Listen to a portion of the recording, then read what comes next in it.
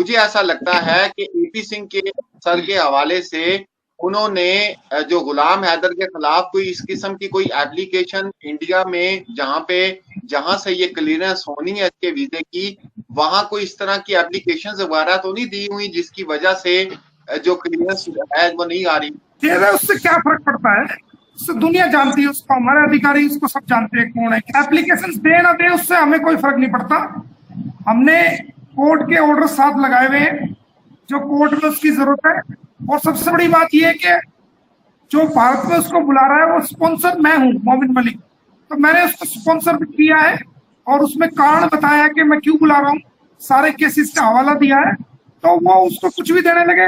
अब अगर दो पार्टीज में लड़ाई होती है तो एक पार्टी तो एलिगेशंस लगाएगी, लगाने दो। उसके एलिगेशन से क्या होता है? एलिगेशंस लगाना अलग बात है, एलिगेशंस को साबित करना अलग बात है। इन्होंने मेरे खिलाफ भी वहां रघुपुरा पुलिस स्टेशन में दी, सोनीपत में भी दी, दूसरी जगह बहुत सी जगह इन्होंने एप्लीकेशंस दी, बहुत बड़े बड़े इल्जाम लगाए।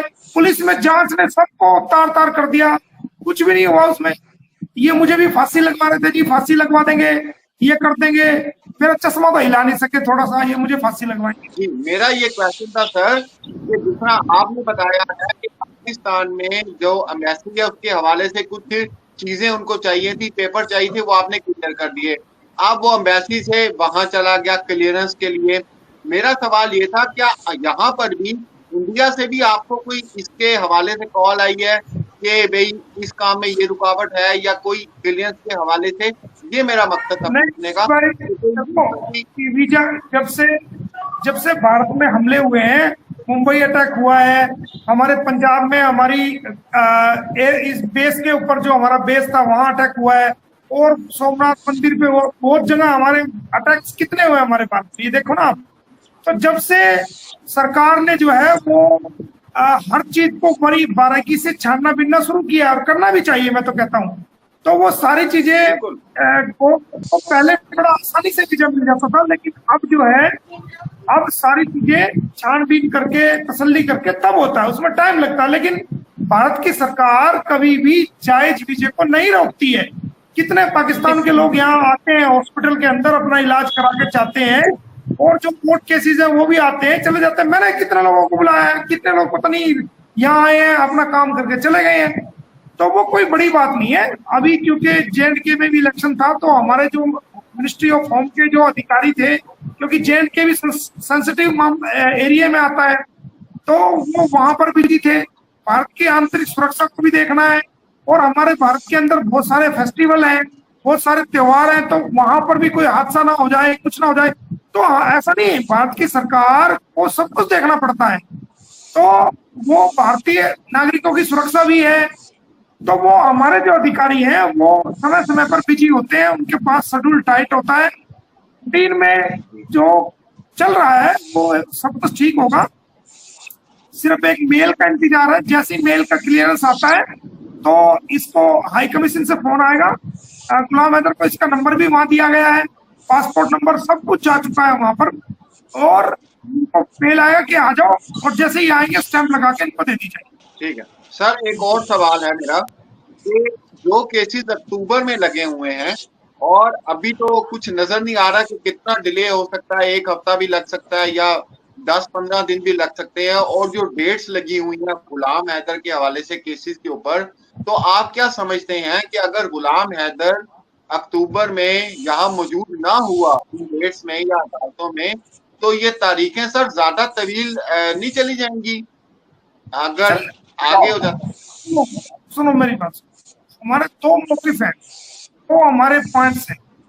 नंबर 1, बच्चों को हैदर को दिलवाना, वो हमने ऑर्डर कोर्ट से, वो हमने ऑर्डर करा के पहले से रखे हुए हैं बहुत टाइम पहले। सिर्फ गुलाम हैदर का बेटा मैं कई बार कह चुका हूँ।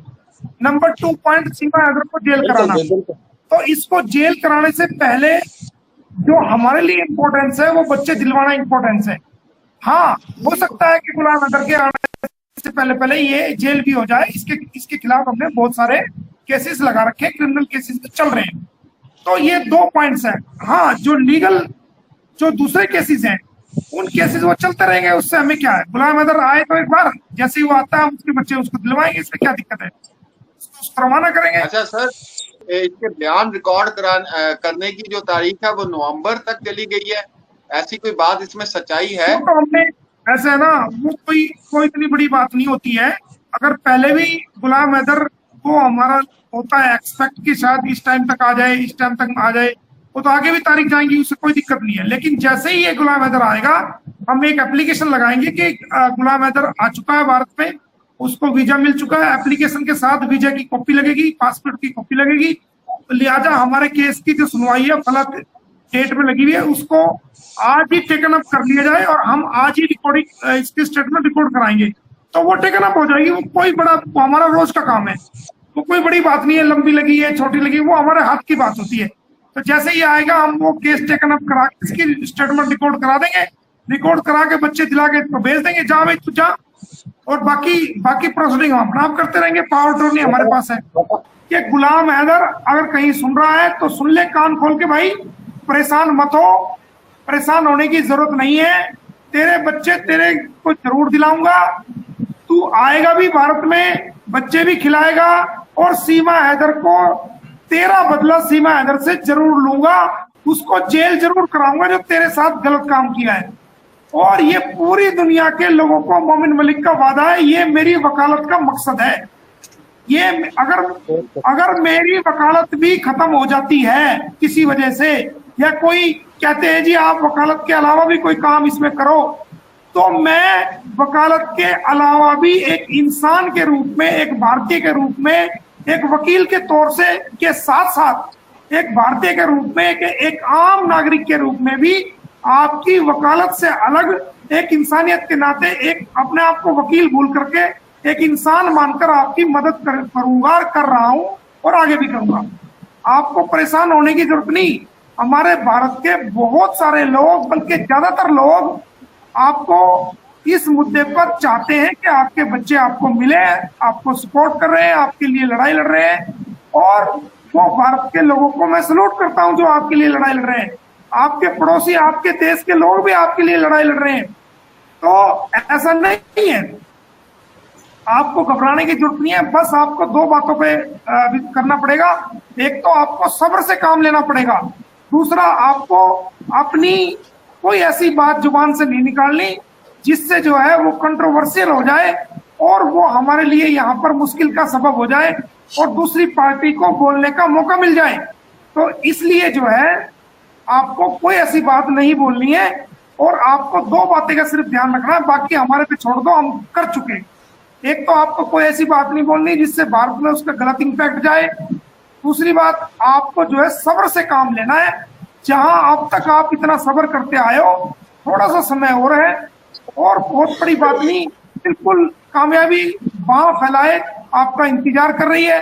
आप देख रहे हो मैं बिल्कुल सुकून से बैठा हूँ, क्योंकि मुझे पता है मैंने क्या किया हुआ है। आप देख रहे हो ना, मैं बिल्कुल सुकून से बैठा हूँ, मुझे पता है कि भारत में आएगा भी, बच्चे भी दिलाऊंगा, सारे काम।